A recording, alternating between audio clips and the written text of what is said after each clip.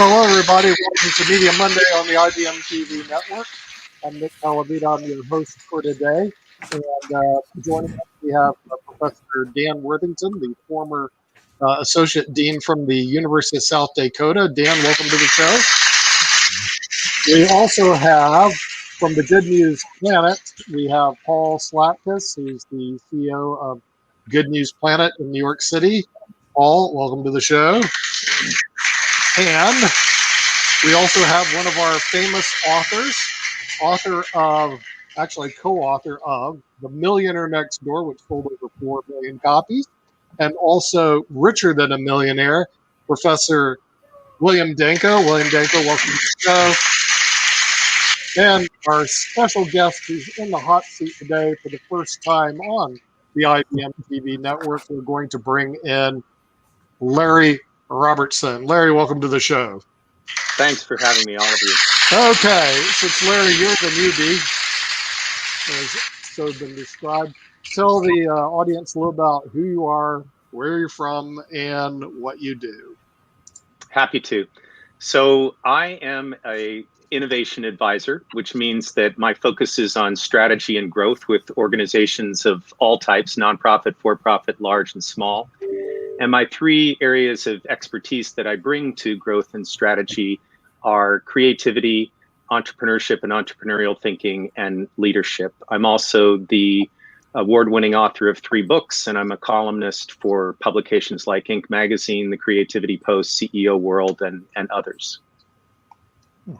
Okay, all right. Can you tell us a little about these? I saw in your background you're a Fulbright scholar. Is that true? Tell us a little bit about that Fulbright scholar stuff. Yeah, thanks, Nick. I mean, that's nice of you to mention that, and probably forgetful of me too. But I'll forgive myself this once, since I've been a Fulbright scholar 1 month. I was named that last month. I will be, actually already am, working on a project with a partner down in Costa Rica. And the focus is to take not just my knowledge around entrepreneurship, leadership, and creativity, but the knowledge of an institution just outside of San Juan, about 2 hours, called Earth University. And Earth's 4-year program, undergraduate program, is structured around entrepreneurship. So the university knows a lot about entrepreneurship in its own right, and we're combining our thinking with the thinking of others and taking it to very rural, often indigenous communities in Latin America, to be honest, to expose them to thinking and tools and methods that they wouldn't otherwise see. A lot of these communities are very detached from their country's economy, very isolated in many ways. And so it's really about bringing them exposure, not telling them what to do, but showing them what can be done and letting them lead the way. Mm-hmm. And you're an adjunct or a former adjunct at Georgetown University. Tell us a little bit about that. Former adjunct. I created a course called Understanding Entrepreneurship. And it really was a step back to say, before we go barreling down this road to say, I want to be an entrepreneur or to start a venture or hopefully to grow it into some valuable form, what is entrepreneurship in the first place? What does it mean? Who's behind it? And what makes it lasting? And a lot of that was drawn from my first book, A Deliberate Pause. But the course was about exposing students not just to those concepts, but to be quite honest, to themselves. Who were they in the context of thinking about creating value or spawning a new idea or bringing a team together, which is something that they don't always take the time to stop and think about. It's funny, I think about much of what I've read about your work, Bill, and this idea of just bringing, a younger generation, which was the case in my class, to that point where they ask those questions. Well, what is it that you really want? What is it that you really understand? And can you expand all of that to actually raise your odds of being successful? So the course was very much oriented around that. And I taught there for about 3.5 years. Okay, right. And Bill Danko, you taught at, you were also a professor as well as writing this book or co-authoring book, and actually co-authored many books, but one of them was the Millionaire Next Door. Tell us a little bit about how that venture worked for you. Yeah, it was an entrepreneurial venture, that's for sure. it really started off as just an academic study that Tom Stanley and I engaged in, and but it really hit a nerve. I'm reminded of something that Stephen King wrote about. He says, I wish I could predict which of my books was going to be a huge success. And he said he couldn't. And he found that some of the books that just took him a couple of weeks to write turned out to be huge successes. And now, of course, established in his career, anything he does tends to be successful. But I always wonder, really, can you teach entrepreneurial behavior?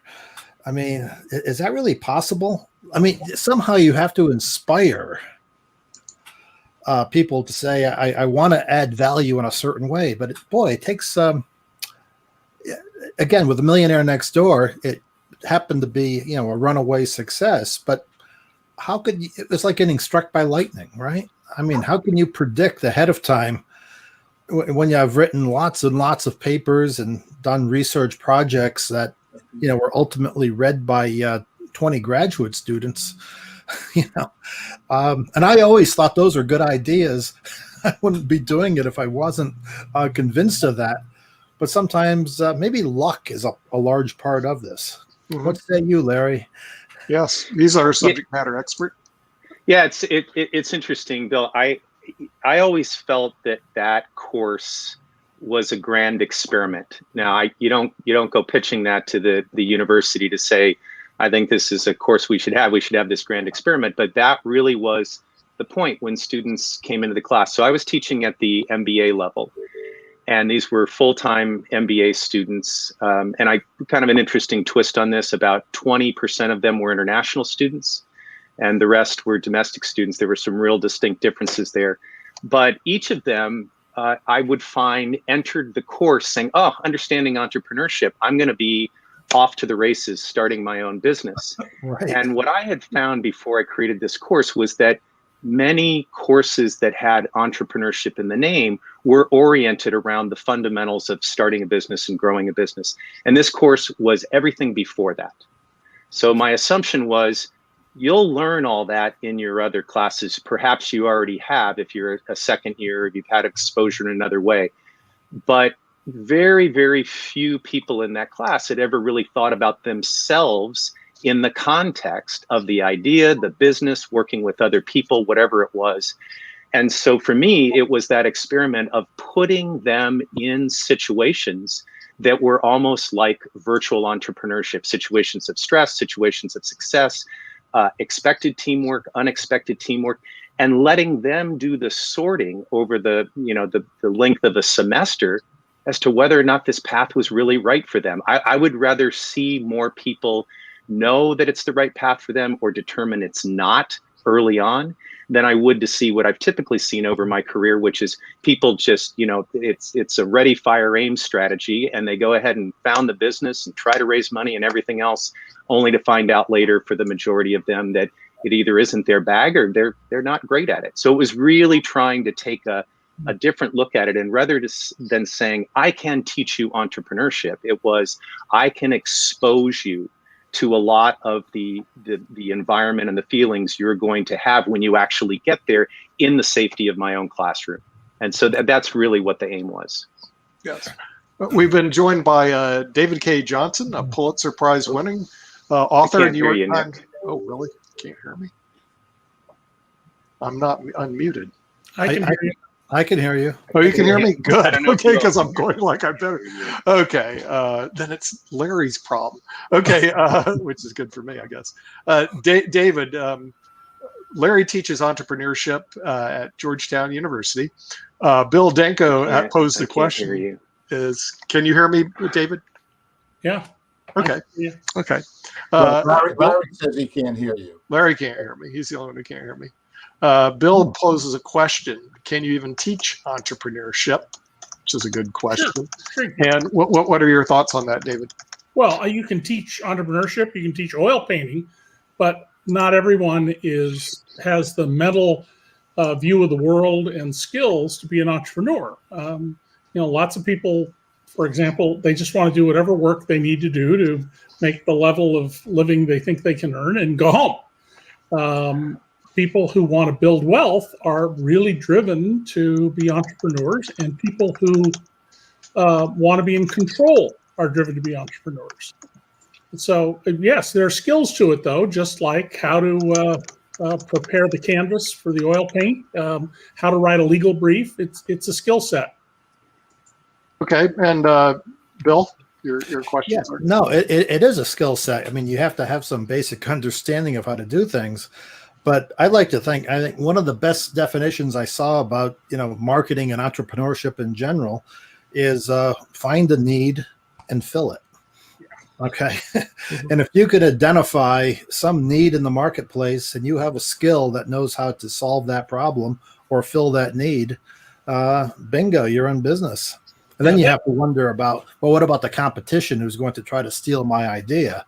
And, get into my entry into entrepreneurship dealt with desperation. In 1984, when unemployment for lawyers, and Dan will love this, was over 10% when I graduated from law school. And I watched my friends sit in unemployment lines for years, or at least a year minimum. And I said, I don't want to do that. So I started my own law firm right after I graduated. But let me tell you about law school. The law schools did not teach entrepreneurship. So I'm going to push this over to Dan Worthington, who was the associate dean at the University of South Dakota School of Law. And we know by the American Bar Association standards, 80% of all attorneys are self-employed in 1 or 2 person practices.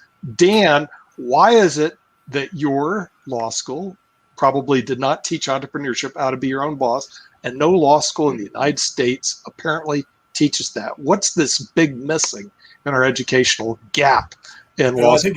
I think it's a type of people they hire to teach in law schools. I think that's one of the biggest problems. And the fact that business fundamentals and entrepreneurship and the kinds of things that are needed to run a practice are not taught. Now, I know that I taught a practice course at University of South Dakota, and we did talk about those kinds of ideas. Of course, now South Dakota Bar is a small bar and pretty self-sustaining, and they do a good job of preparing their attorneys for the trial bar, particularly, and so it's not as big a problem there because they regulate the number of students that they accept every year, and or did then. I don't know what it is now, but so that there was pretty much employment. The employment issue wasn't a big a deal. But where I went to law school at Brigham Young University, where they graduate 150 students, it was a problem. And even the University of Florida, where I got my master's in tax, not everybody had jobs right out the door. And so, it's a sort of thing where it would be nice, like you said, Nick, where you've got entrepreneurial skills and a natural business acumen. It works pretty well. I mean, if you've got the knowledge and the ability and a vision and a passion for what you do, and you know how to make money, I mean, those are really the key, and keep it. I mean, the problem was, honestly, the first week out of law school, when they were paying $8.50 an hour for a law clerk, I made $3,650 that week, and I was going, that's the way to go, baby. $3,600 this week rather than $8.50 an hour. And honestly, Dan, I hated the grovel you had to go through interviews to get a job. I hated that. I've been unemployed. I have been unemployed for 37 years. I love it. I hate it when somebody sits there and they check all these little boxes about you. I feel like I was being inspected like a bloody piece of meat. And I said, I never want to go through that again. And I never had to. David, you teach at Syracuse Law School. Do they teach lawyers how to be entrepreneurs in Syracuse, or is everybody going to be working for corporate America, otherwise known as corporate law firms? Well, when I was teaching three L's, I'm not teaching pre-law. One of the things I was struck by was how many students thought the way to get ahead was they were going to become a senior partner at a big firm because they read about the $1 million and $10 million paychecks. And I'd explain to them, this is a narrowing age. And the best thing to do is go to work for someone, learn a skill set, and then go hang out a shingle and go out on your own. And I would explain to them things about, holding costs down and whatnot in a couple of lectures about being practical. Your discussion, Nick, reminds me of a file I once wanted from a Los Angeles County Superior Court judge about some rich guys who were ripping off a charity. And the clerk said, "Oh, the judge has that in his courtroom." So I went up to the courtroom, told the clerk what I wanted. The judge sticks his head out of his chambers and says, "Come on in." It's 10:30 in the morning. He pours us each a scotch. And then he pulls out a brief with the blue outer paper on it and tosses it at me and says, "What do you think of this?" Well, it's a filing of a complaint that is written like a memo. It doesn't have the proper headings on it. It doesn't have any of the things required by court rule. And I looked up and I said, "Who the hell wrote this?" And he goes, "Yale Law School. They teach theory. They don't teach you how to be a lawyer." Ooh. Okay, Yeah. well, just Harvard, by the way. Just to mention that the graduates of Yale, believe it or not, the unemployment rate is still 8% coming out of law school, which is pretty high. Paul, you went to you became an entrepreneur, the Good News Planet. How did you happen to stumble into entrepreneurship, or are you, like me, baptized by fire, but I enjoy every flame? How did that go for you? Oh, well, I grew up, my dad had a shoe store. And however, I wanted show business, not shoe business. So I had corporate life, CBS and PBS. And in one downsizing, I got laid off because I was an executive, I was business manager at Channel 13 here in New York. And I went out on my own to make a movie. And no, actually, the first time it happened, I was with CBS and I was the producer of Love of Life, a soap opera. And they canceled Love of Life to make Young and Restless an hour, and I went out on my own to make a movie. But then there was and I drove car service. And played in a rock and roll band. Then there was a strike, and the movie had no, and I went back to work at Channel 13. Then I went to Channel 13, and there was a big layoff. I went to WNYC TV. Which leased out their time to foreign broadcasters. And the Chinese came over to me and said, "Look, you understand television. I'm doing that 14 years. Why don't you come and help us with the Chinese television and the largest here in America?" And in essence, because of that, and because I was brought up multicultural, Hungarian, Jewish ancestry, and you want to reach my mother, you put a Hungarian newspaper, a Jewish newspaper. I like that, and I'm a one world guy. And so I've been in communications one world way. And I said, all right, well, I'll do something. There's a lot of Asians. And I started a multicultural, who knew, but a multicultural advertising and marketing company in 1985. And I've had my own, in essence, company for all these years. And I would say the one thing that I've had the wonderful opportunity to be involved with is what they call interns. We've had about 300 interns at Good News. Because in Milestone, we made a living. Good News, we haven't focused on a living. So I have all these interns, and these interns are, I try to help them consider being entrepreneurial. I allow them, depending where they're from, I get a lot of international ones, and I say, create a Good News China, Good News Slovenia, Good News wherever. And let's go try to find some sponsors. Let's go talk to the consulate, blah, blah, blah. So in essence, I'm hands-on in the real world because it goes right on Good News. I try to make them producers, business people, any aspect that maybe can help them while they're getting experience and credits. They pay for these courses, they're interns, and that's been my fortunate. And I've had some wonderful interns and I've had some other experiences. Yeah, Larry, you said you were an author. Now, we're fortunate on this show to have two authors. We have David K. Johnson, who's a Pulitzer Prize winner and author of The Making of Donald Trump. And I have his other books back here, and I hear he's even has another book coming out. And we also have William Danko, who's co-author of Millionaire Next Door, co-author of Richer Than a Millionaire, which I like this book because I always like being richer than a millionaire. Being richer than a millionaire means you're a multi-millionaire, which is pretty cool. So is that what it means? I know it doesn't, David. I mean, Bill, I know it doesn't. But anyway, so what sort of books have you written and promulgated out there, Larry?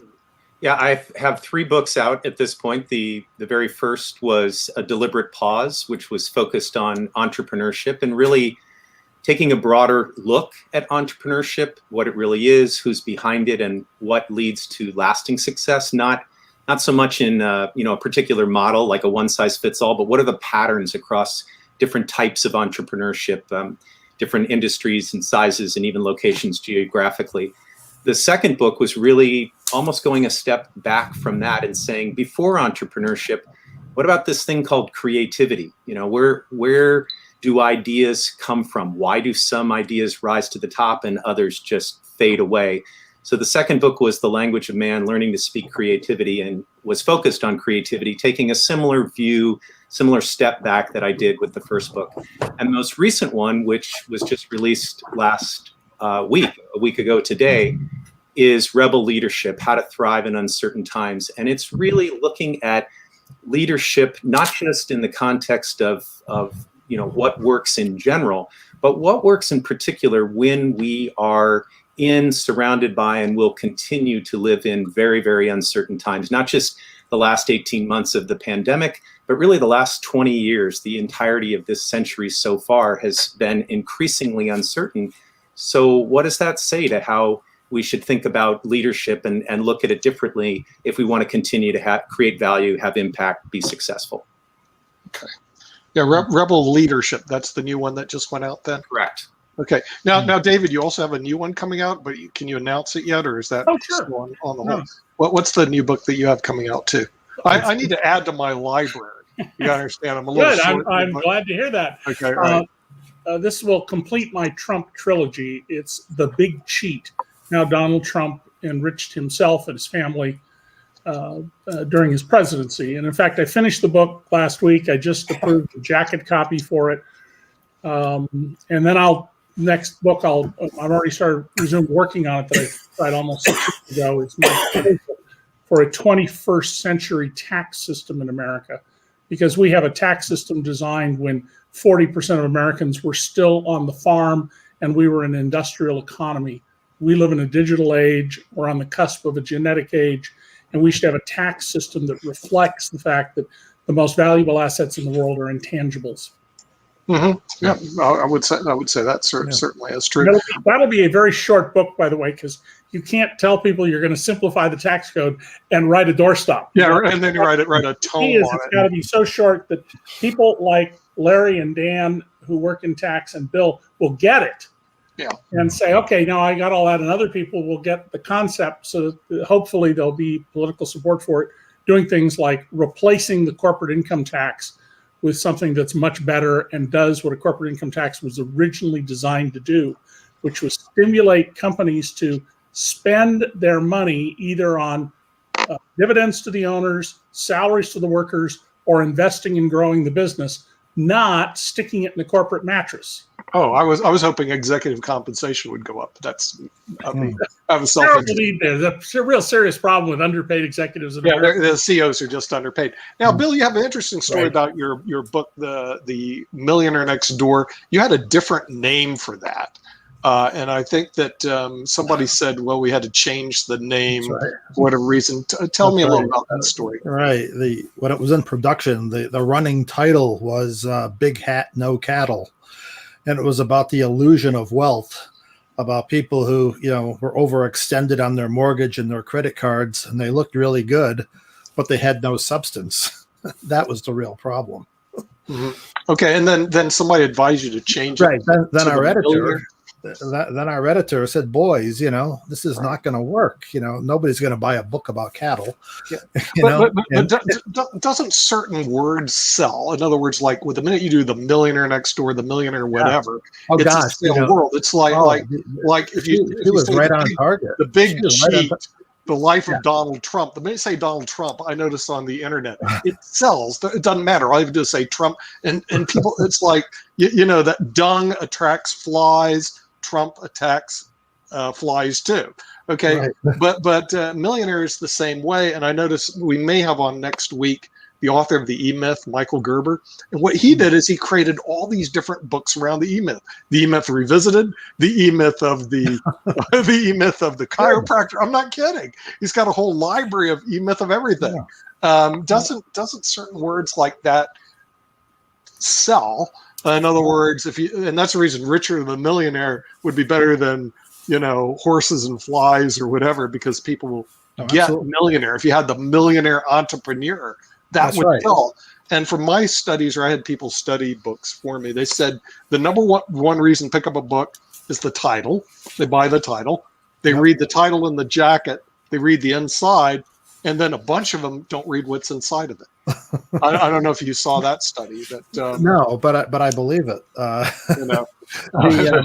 Look, here's the problem. People do keyword searches, and millionaire is a good word to search on, right? Hey, before we get off on this, I want to ask Larry about this. Are you familiar with this book, Radical Innovation? I'm not. Okay, well, Harvard Business Press came out in 2000. One of my colleagues, Richard Leifer, he's no longer with us. He's the lead author on this. But what they did was trying to find if there's such a thing as entrepreneurial companies, and what does it take to get that next blockbuster. And he said, we were really hoping that we would get, a committee, a finance, accounting, a marketing, a production, get all these people in a room and come up with an idea. And they were disappointed that really the blockbusters come from a lone individual within the company who has the resources, like a lab at 3M, for example, where they can just take 20% of their time and just do what they want to do.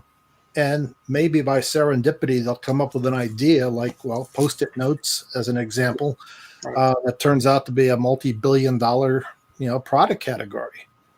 And so the upshot is, in Radical Innovation, they said, we really were hoping there was some sort of systematic mechanism that companies could use. But what we really have to do is just nurture the creative genius within the firm and give them the resources. It's the patent rights. It's really, there's some really interesting research on that, Bill, going back a long time, and some terrific examples of what you described. You mentioned 3M.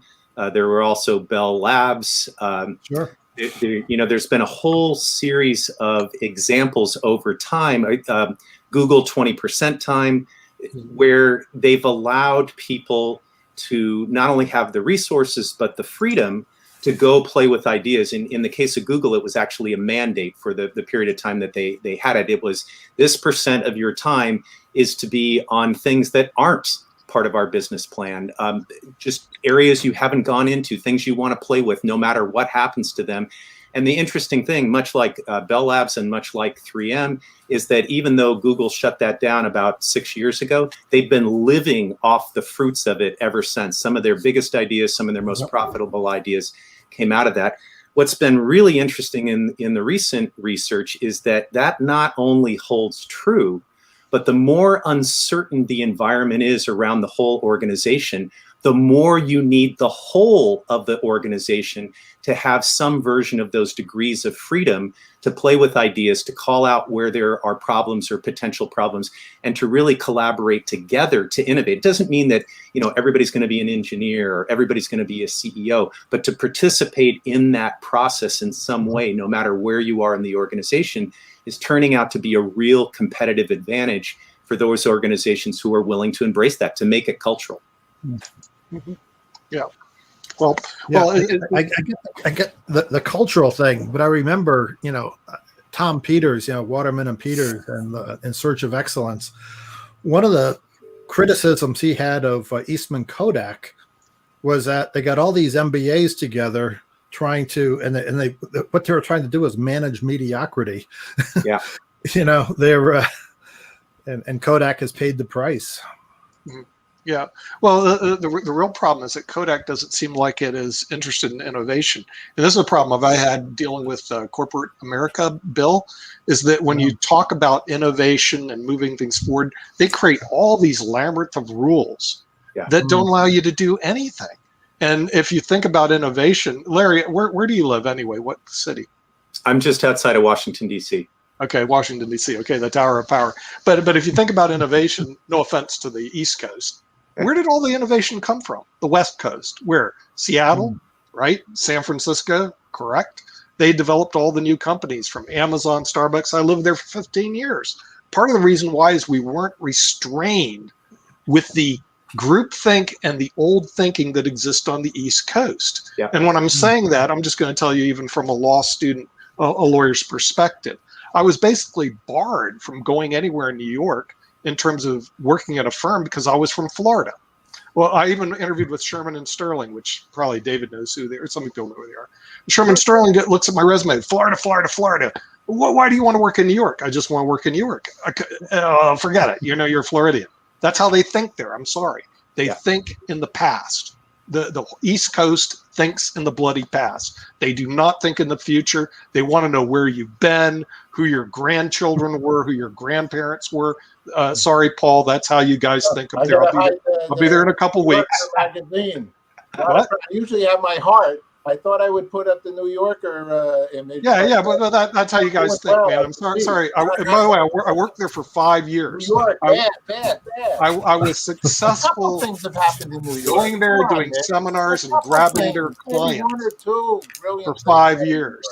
Okay, but the thing is, IBM. Wait, where is IBM is yesterday's story. Think about Microsoft, Amazon.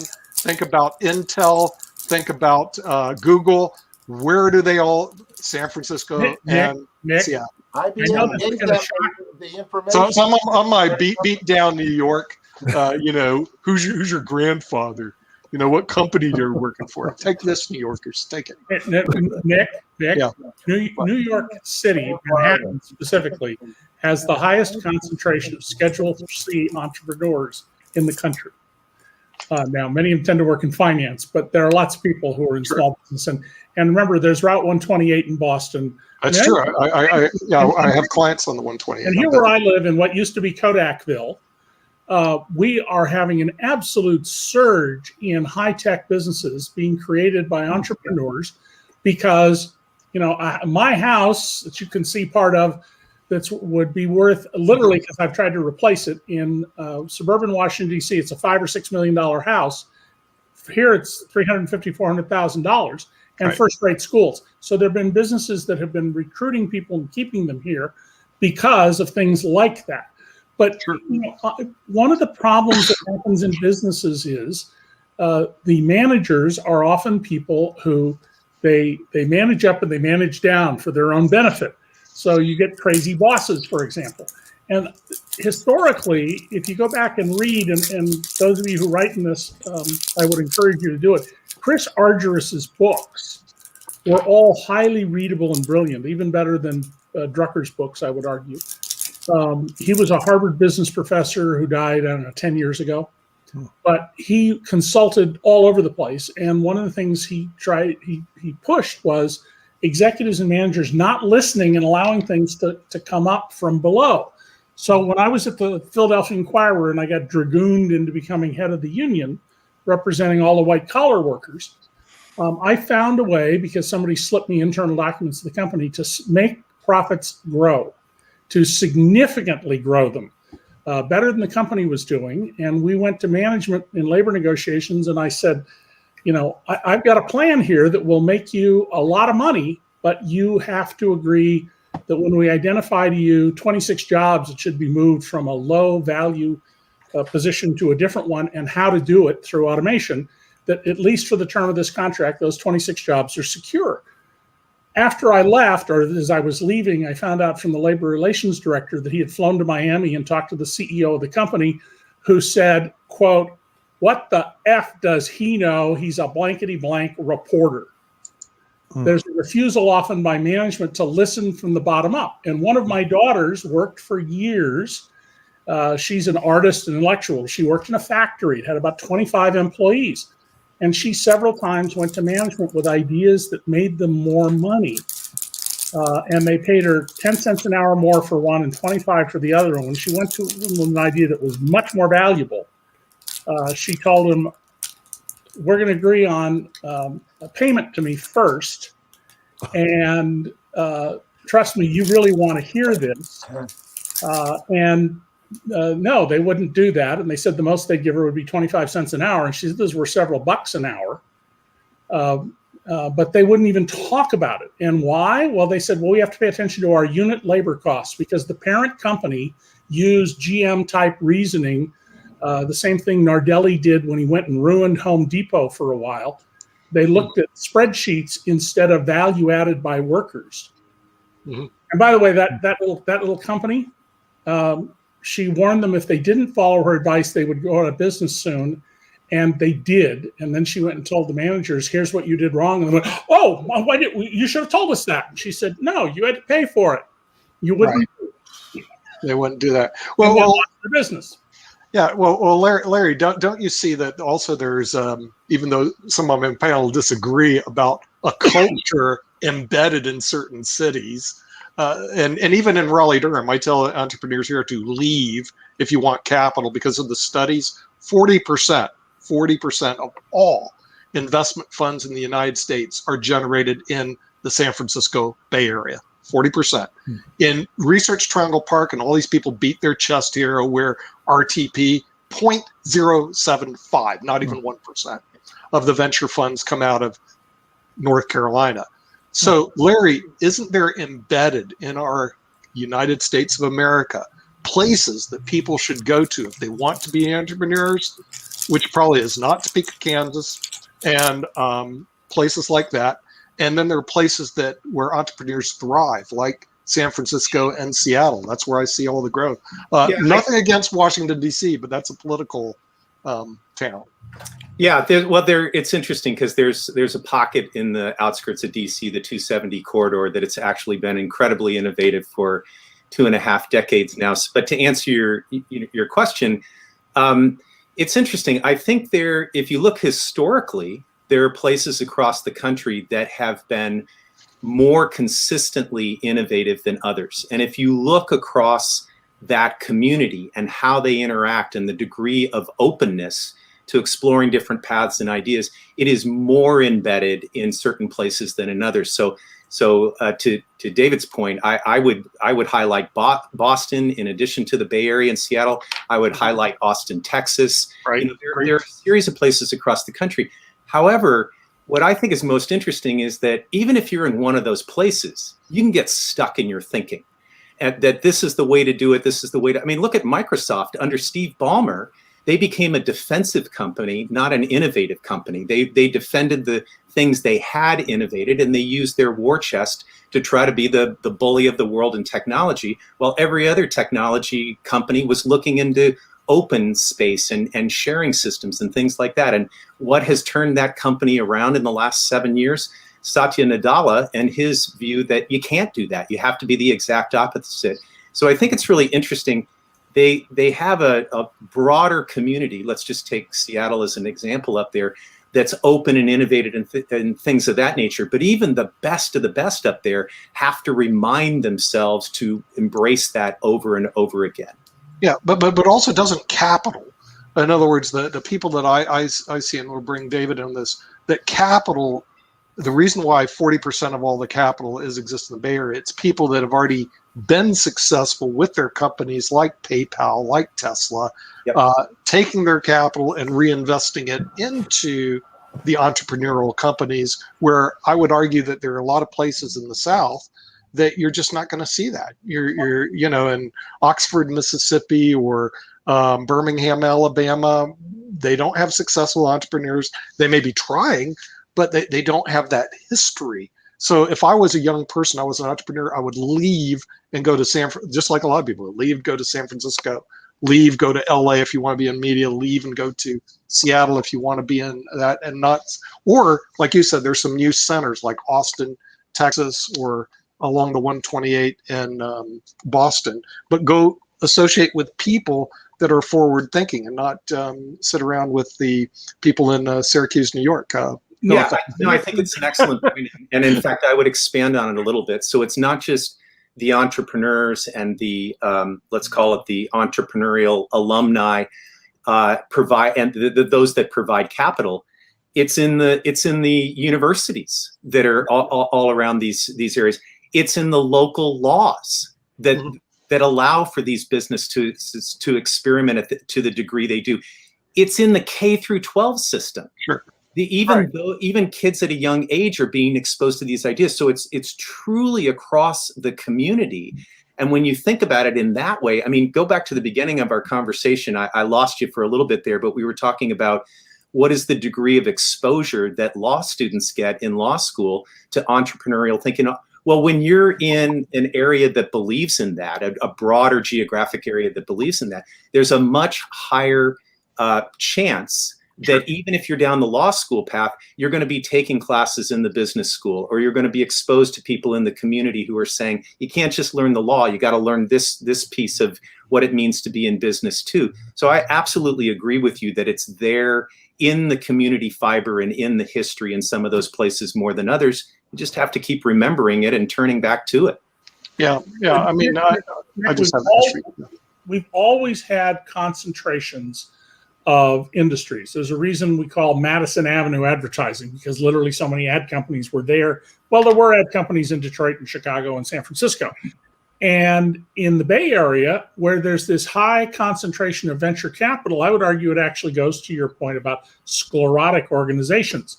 They are not looking out much beyond what's there in Silicon Valley, and they're looking for hurdle rates that are so high that, like the pharmaceutical industry, they're doing little marginal things that are lower risk operations than the big kind of risk people took when they funded Netscape and other transformational companies. They are now being more conservative and cautious in the way that they're doing this. And then Larry makes one other very important point, which is it's critical now, because we live in an information age, to have universities that are become centers. One of the smartest things Stanford did, and I used to cover Stanford in the late 60s for the San Jose Mercury, was create the industrial park, we called it back then, Right. seeking high-tech companies on all this land that they owned. Here in Rochester, New York, where I live, we have a major medical research school that gets some of the best funding in the country, and we have the Rochester Institute of Technology, RIT. now the 11th largest private college in America, and it is bringing other kinds of industries here.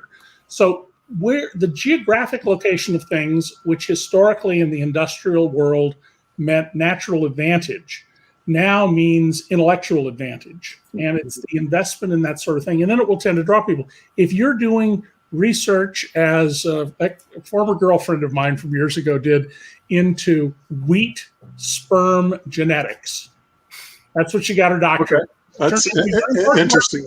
And turn out the important work to the people who grow wheat for a living. Right. You're not going to do that in Miami, Florida, because there's no wheat grown there. You're going to do it as she did in a place where there's a lot of wheat growth around and there are things to test and whatnot.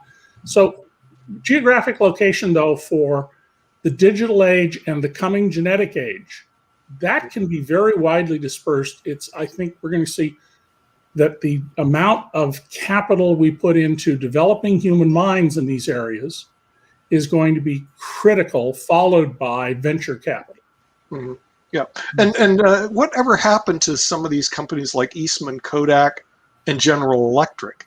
I mean, here's the way I look at it. David, they had such a big lead in capital and people and resources and money. General Electric, Eastman Kodak, and they had the ability to recruit the best and the brightest. And I can tell you what happened. I can tell you what happened to both of those companies. Oh, please. Yes. The case of Eastman Kodak, which was arguably the most successful company in the history of the world. It had profit margins for a century that no one else could match. They began to respond to Wall Street. So they sold Eastman Chemical because it was in the commodities chemical business. And at the time, that wasn't a particularly profitable business. It's a cyclical business. Had they kept it, they would be flooded with money.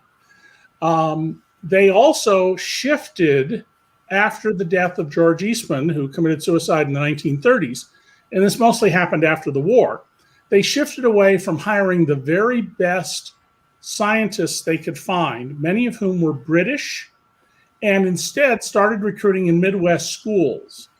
And as a result, instead of going after the very best minds, they went after people who were like the managers who were doing the hiring. And then, of course, the market changed on it. The profit in film is in processing the chemicals. There's no money to be made in digital photographs. So the business that remains is essentially they own a bunch of patents that may have some value. General Electric is a similar story, but when Jack Welch took over in 1980, he cut R&D spending seriously, and he manipulated their tax information. Every single quarter of his leadership, to the penny, they reported earnings per share as the company predicted. And in many cases, they did that by triggering tax losses or selling properties at bad prices. And he didn't invest in the future. And while he was still regarded as a big hero of business, I was pointing out to people, no, he's not. He's a manipulator who's jacking up the stock price, and the company's going to fall apart after he leaves. And if you look at the acolyte of Jack Welch, Nardelli, who went to Home Depot and virtually ruined the company. Why are we paying all these guys on the floor all this money? You know, we should have minimum wage salespeople, because he didn't understand his customer sales. Yeah. Right. You know, when Bob Crandall of American Airlines just was told when he was going to have a strike once because he thought his flight attendants were overpaid and his gate agents were overpaid, and he was told, those are the people the public interacts with. You really want to make them unhappy? Are you serious? Have you thought this through? So it is natural that many companies become sclerotic. Look at ExxonMobil, arguably the best managed company in the history of the world. It's in a nasty business, but a very well-run company. And look what's happened to it. It's been unable to adapt very well to the massive change underway where, you know, oil is going to become less and less important to us going forward, and very rapidly so. Mm-hmm. Yep. So Larry, how do entrepreneurs thrive in companies like General Electric or Eastman Kodak, or they can't thrive in those companies, Larry? Well, in the way David just described them, from, you know, call it their the edge of their peak to their decline, they can't. It's almost impossible. It doesn't mean that there aren't efforts made to do that, but you know, even if you pour a lot of money into an innovation lab, for example, within one of those companies, and even if it produces great ideas, if the rest of the culture is not built to support those, built to scale those ideas once they come out, you know, it's really just, you're just kind of spinning your wheels. It's interesting when you create an innovation lab within a big company like that. Part of the reason that that's done is to insulate it from the rest of the company. It's kind of a way of saying, yeah, we really want innovation, but don't screw everything else up. Let's keep it over here on the side. And then when an idea comes out of it and you realize that even though you've got a good idea, you still have to place a bet on it. That's a big leap for those organizations who have brought all their resources to bear on defending what they have rather than creating something new. So, you know, it's interesting too, Nick. I want to loop back to something we were just talking about a few minutes ago. You know, we were talking about what can be the significance of geography and the history of an area that is used to continuous innovation, new ideas coming from new people and new places all the time. One of the things that I think is most powerful in those communities, I mean, we've been talking in terms of the resources, whether it's higher ed or it's funding or it's these startups that you know, people create and where people can work.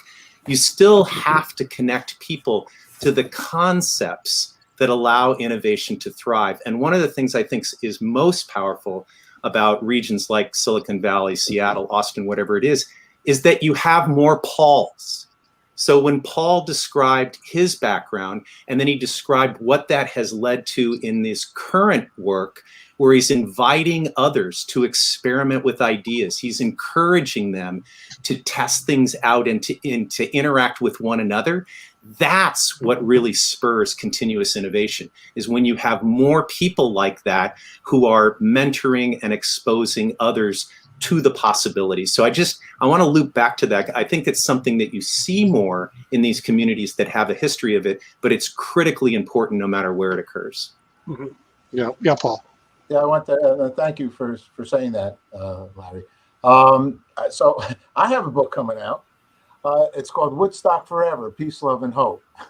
And it's because I did the 20th anniversary of Woodstock with Ricky Havens here. I was going to do it in Central Park. They gave it to me. They were going to put it on PBS, but I couldn't raise the money.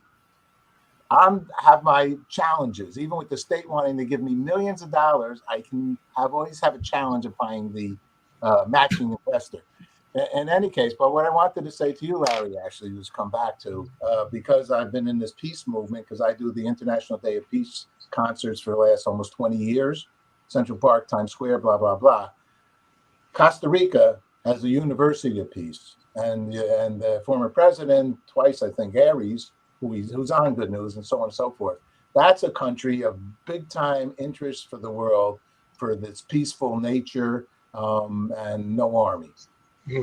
Yeah, I appreciate you saying that, and I was aware of that, and really, I think Costa Rica is underestimated in lots of ways. Unfortunately, they also have some broader weaknesses, which COVID is revealing right now, some infrastructure weaknesses. But boy, I mean, especially when you look at Costa Rica and what's come out of that country in the last 20 years relative to much of Latin America, and there's a lot of promise there. Mm-hmm. Yeah, and on the internet, though, Larry, we found entrepreneurship groups started growing like crazy until COVID-19 hit. Yeah. And then when COVID-19 hit, they started flattening out. But here was some of my anecdotal, working with entrepreneurs. We even had a show, which I don't know if it runs anymore, called Startup Wednesday. We're working with entrepreneurs. But here was the problem that we had with the entrepreneurs, okay? A lot of them didn't show up.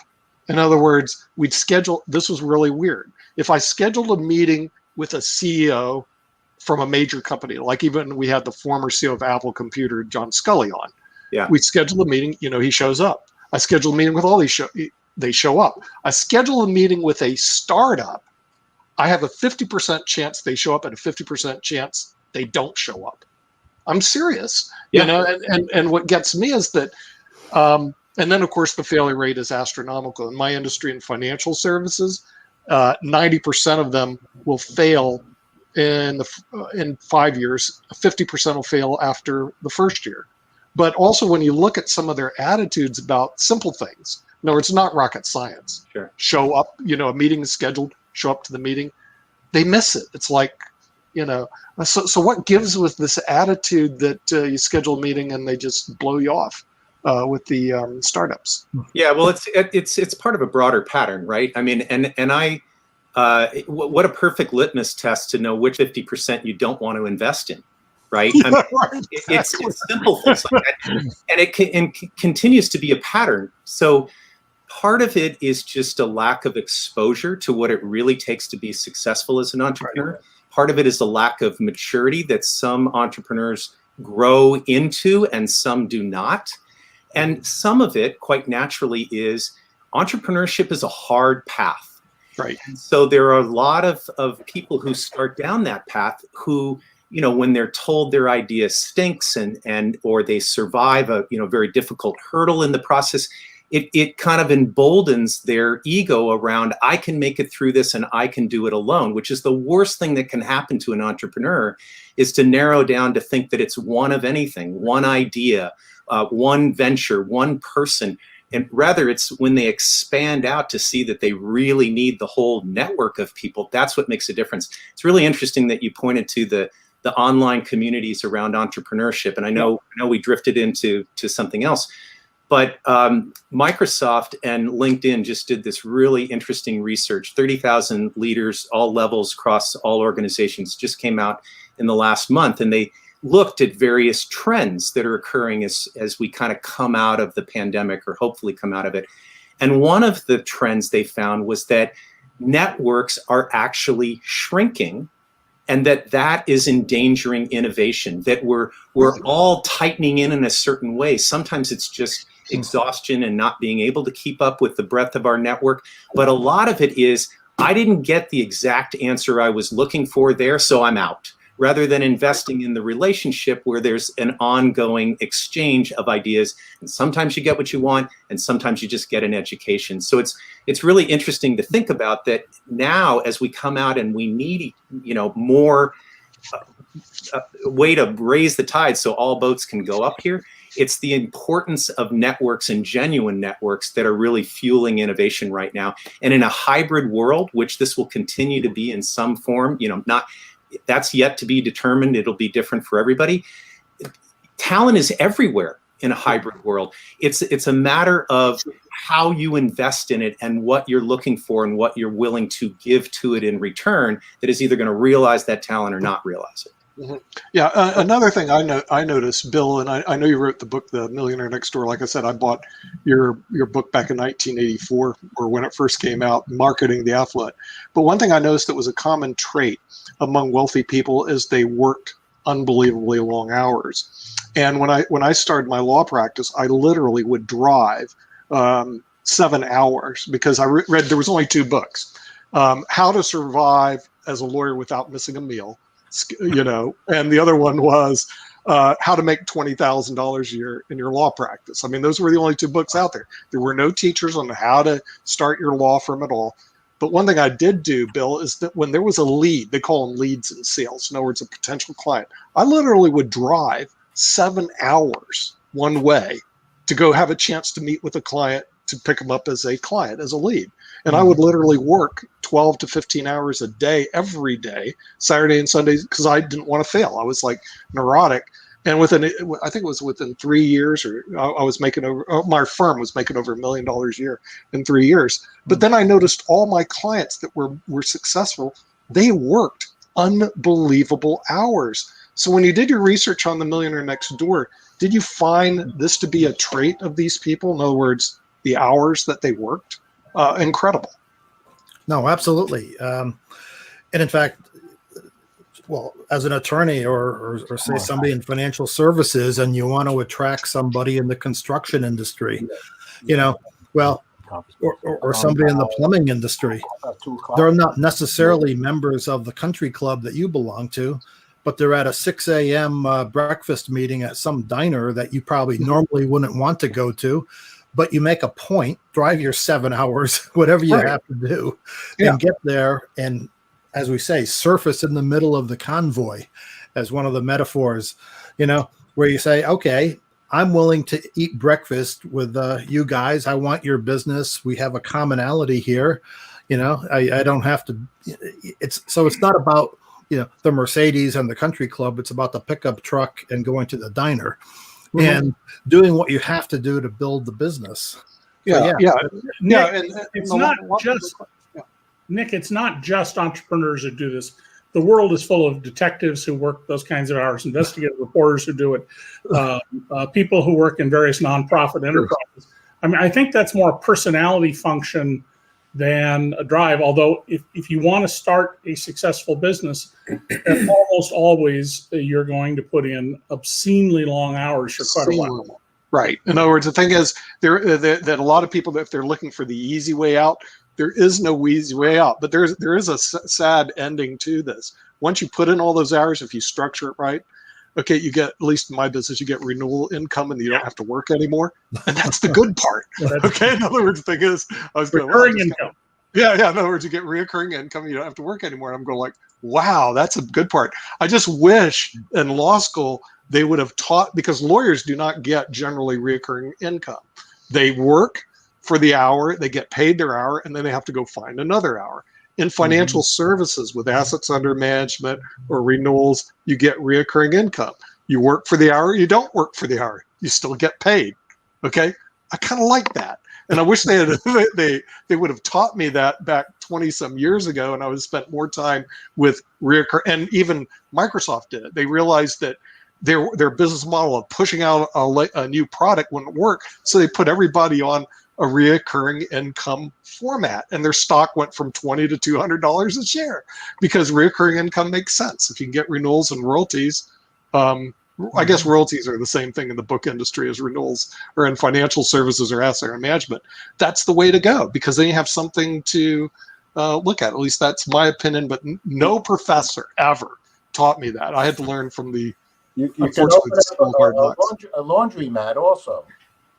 Yeah, a laundromat. Actually, they make a lot of money. I had a client that owned laundromats, Paul, and this years ago, he's making like $100,000 a year. I said, "What do you do?" "I own a laundromat." Talk about a millionaire next door. Unbelievable, because he had recurring reoccurring revenue. And with that, we're reoccurring off the air now. I'd like to thank our viewers around the world listening to Media Monday, and thank our special guest, Larry Robertson, and also Professor Danko, and Professor Worthington, and our Pulitzer Prize winner, David K. Johnson. Someday I got to learn about how you do that Pulitzer Prize. I'll never win it, but I think it's pretty cool. And Paul Slatkus, who's the CEO of the Good News Network and Good News Planet. And we'll see you next week on Media Monday. Thank you.